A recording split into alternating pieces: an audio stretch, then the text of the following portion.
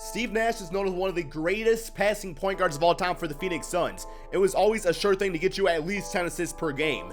Throughout his NBA career, Nash was a beacon of consistency, someone who you never had to worry about taking a bad shot or making the wrong play. There was actually a term deemed the Nash effect, which pretty much meant if you were a teammate of Steve Nash, he was simply going to make you a better player. All you had to do was find your open spot, and Steve Nash was going to get you the basketball in the optimal position to make the right play.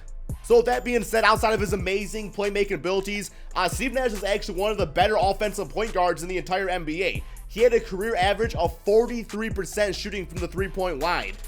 Despite this though, he simply wanted to be more of a playmaking point guard instead of shooting the basketball. It's just who he was as a person. He wanted to make his teammates better instead of padding his own stats. So in a recent interview with Steve Nash, he was actually asked about his willingness to not shoot the basketball, and he actually went on the record to say in hindsight, he should have shot at least 20 times per game. So for today's video, guys, we are going to see what if Steve Nash was actually a shoot-first point guard and just what type of numbers he could put up if he focused on scoring instead of passing for the 7-second offense Phoenix Suns. Yo, what's going on, guys? KrispyFlakes here. So I caught like an interview with Steve Nash. It was on ESPN, just talking about playing the NBA and stuff like that. And as I said in the intro, he talked about actually shooting the basketball more than he actually did in the NBA. So I thought it'd be kind of fun to bring this 7-second offense Phoenix Suns team to the current NBA. These are the NBA 2K19 rosters, so all updated rosters, all that good stuff like that. But yeah, man, so we have the Phoenix Suns right there, replace the current Phoenix Suns. Sorry, Devin Booker fans, but you were just Thanos out of existence. Is that a spoiler still? It might be, man. If it is, I'm sorry, man. The movie's been out for a long time now. But yeah, so Steve Nash out there, getting that Russell Westbrook treatment with those tendencies. Pretty much, man, I made it so he's going to shoot the basketball a lot and really not pass so much. So guys like Amari Stoudemire, Shawn Marion, their stats are probably going to go down a bit. But if I'm being quite honest, man, I really feel like this team here fits nicely in the current NBA just because it was the 7-second offense, kind of more of a small ball lineup. I like the idea actually of Amari Stoudemire at the center position and maybe putting Shawn Marion at the fourth if he was in the current NBA. But we are actually going to run their actual lineup and put Stephen Hunter as center, Amari Stoudemire, Shawn Marion, Quentin Richardson, also Steve Nash. So yeah, man, one little more, what if scenario for NBA 2K18 before we hit up NBA 2K19 on Friday. So excited for that. So yeah, man, let's go ahead, I guess, and just get going on the simulation. Before I simulate the season, if you guys do want to maybe like predict the record of the Phoenix Suns team, I'm going to say in the Western Conference with this squad, they did win a lot of games. I always feel like they were like in the higher 50s, maybe mid 50s for wins on the season. I'm going to say 54 wins. That's my prediction. Let's go ahead and get going on this simulation. And I just want to talk a bit about, different NBA players that I feel like could have been even better in the NBA if it wasn't for them kind of sacrificing their stats for the betterment of their team. Because a lot of guys do that. It's like just some people, they care more about the team than they do their own personal stats. And that can be a blessing and a curse. I mean, it can be a blessing in the standpoint where it's good for your basketball team because you want guys going out there and playing within their own realm of, I don't know, man, just like being like the best player they can be. But at the same time, when it gets to the point where you're chucking up a billion shots a game and not getting other guys involved and turning it over and stuff like that, and not really sacrificing for the sake of the team, well, then your team can actually hurt because of that. So some players in the NBA that I think could have been even better if they would have actually maybe took more shots and stuff. Number one on my list, this one's going to sound strange because he was absolutely amazing anyway in the NBA, and that's Tim Duncan, one of the best players to ever play the game. But Tim Duncan, the big fundamental, was actually like the definition of somebody that has sacrificed for this team. No kidding, man. Like, Tim Duncan probably could have shot 30-40 times a game, and he would have still been efficient out there. But he was always a guy that's like, yeah, he still had a season where he averaged like 25 points, always close to maybe like 19 to 20 points per game out of the season, but he could have been averaging 40 points per game, man. Like, Tim Duncan was that type of player. His bang shot was absolutely crazy, his post game. But no, man, like, he went out there, he played in the Greg Popovich's system. When you have guys like Tony Parker, Miles Ginobili, Bruce Bowen was on that team, it's like those guys all just, that was the thing about the Spurs basketball, was just ball movement. So there was never that case where you would pass inside of Tim Duncan, and as a defender, you would not just be like, okay, Tim Duncan's going to take a shot right there. It's like, yeah, he probably could have took the shot in the double team, but a lot of times he was going to pass it out to open Miles Ginobili, Michael Finley, guys like that. So Tim Duncan, I feel like it's one of those players that could have been even better from a scoring standpoint having taken more shots, but he just simply didn't do that. And as a result, it worked out pretty nicely for the San Antonio Spurs as they were a dynasty. Another player, Chris Bosh. And I'm not talking Chris Bosh on the Toronto Raptors, because Chris Bosh on the Raptors was exactly like I remember him on that team. He was one of those players that you were like, wow, this dude right here, man, is going to be like one of the best power forwards to ever play the game. Went to the Miami Heat, sacrificed his own personal talent to be a third option to LeBron James and Dwayne Wade, where it's like Chris Bosh totally had what it takes to be a first option out there, in my own humble opinion. Although, you know, Chris Bosh's number one option might not have exactly resulted in a championship. So it's one of those cases he sacrificed, but it was still for the betterment of the team. One championship, so good for Chris Bosh right there. Another similar player is Kevin Love. I mean, same song and dance as Chris Bosh.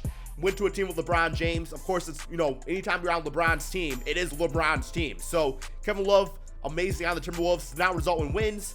Became a third option though, and it's like, you know, he was that third option to Kyrie Irving and LeBron James, where if he was staying on the Timberwolves, once again, his stats would have been like all-time great, averaging, you know, man, probably 20 points, 15 rebounds per game.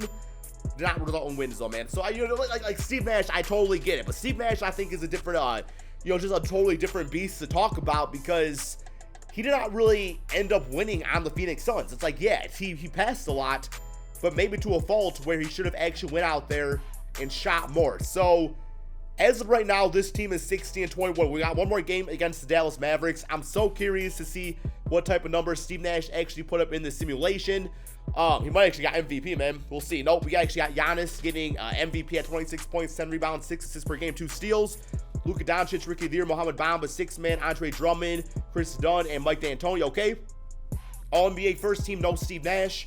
All-NBA second, All-NBA third, Steve Nash making that. Okay, so my guess is he's going to average probably around 30 points. I'm going to say 8 assists per game. That's my prediction here. So let's check this out. 28 points, which is by far a career high for him, man. Actually looking, I got the stats pulled up.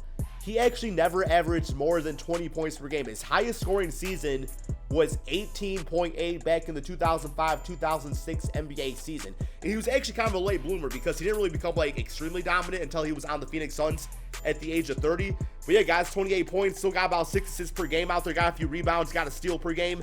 Shot about, you know, 19, 20 times per game, as he kind of wanted to do in the real NBA, but just never did. 3-point shot still at, you know, a clutch 45% compared to his 43% career average. So yeah, man, it resulted in 60 wins, played about 34 minutes per game. It was good for this team. Amari Stoudemire still managed to put up his stats. Probably not as good as, yeah, because back in 2004, oh my God, yo, Amari Stoudemire was a freaking problem child, bro. Like, this dude was, damn, this dude was going out there doing some things. 26 points, 9 rebounds per game. Wow, bro. And then Sean Marion, his stats, you know, so he was kind of like the jack of all trades. He would do a little bit of everything out there. He would fit so nicely in this current NBA. It's not even funny, man. But yeah, Steve Nash, 28 points. Very nice to see. Let's go ahead and see how he does in the playoffs. First round, we do have LeBron James and the Lakers. Simulate current round. I have no idea why the Lakers are always such a high seed. Or should I say a low seed in these simulations. Closeout game. Steve Nash, well, he kind of choked that game, but we still won it. All right, next up, we do have the OKC Thunder. So you want to talk about past first point guard? We going up against the complete opposite of that in Russell Westbrook. Although Westbrook still gets, you know, 10, 11 assists per game. So it's just like his assist is definitely done in a different way. It's like, okay, if my shot's not available, then I'll pass the ball. But closeout game, Steve Nash, 39 points, 6 assists per game. Oh my God, man. Next up, Golden State Warriors, Stephen Curry, simulate current round. And, well, still lost them 4 games to 1. Closeout game, 28 points, 4 assists for Stephen Curry. Let's go ahead and simulate the rest of this so you guys see who wins it all. And we got the Toronto Raptors extra win it all. Going to the playoff stats. See what kind of numbers Steve Nash put up. 25 points, 7 assists.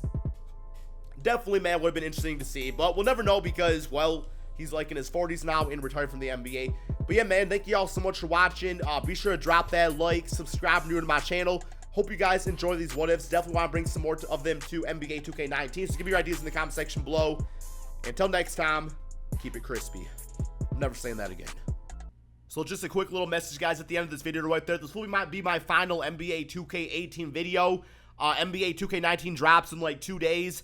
So excited for that, man. So if you guys have any specific ideas you want me to do for NBA 2K19, let me know in the comment section below. Definitely open new ideas. Gonna be seeing a lot of rebuilds, challenges, what ifs like this, and just a lot of plans, man, for NBA 2K19. You guys have been absolutely awesome and supportive throughout NBA 2K18. So just a quick message saying thank you all so much for the support. NBA 2K18 was a great year for me. Here's the NBA 2K19. Until next time, peace out, my friends. Keep it crispy. I just said I was never going to say that ever again. I'm done.